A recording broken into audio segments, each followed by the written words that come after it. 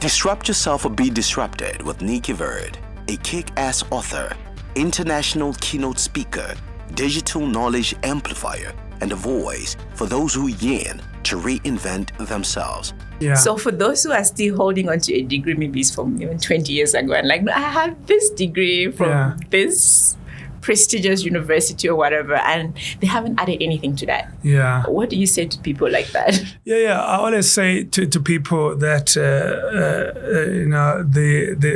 the concept of learning is very dynamic, Right. And the world is changing so rapidly today that within a flip of a finger, as we speak now, so much is busy changing. Right. And I spoke earlier about adjusting and continuing to make yourself relevant. Right. So if you're stuck in a formal process of acquiring a degree, so much is changing while you're at it. Mm-hmm. And by the way, some of the degrees we do now are based on the books that were written yesteryears and decades ago. Yes. And those books were only published decades ago, but the research and the content may have been curated even another decade prior.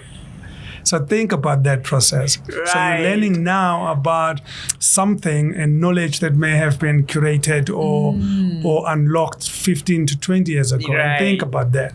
And the world is moving at a very, very fast pace. So there's nothing wrong with going to school, because I believe that we do need those accolades to back up our ability to learn and acquire new information. Right. But we need to find other ways to be relevant now. And we talk about the future of work because no one really knows about what the future of work is going to look like 20, 30 years from now. What we do know is that it's going to be different. Right.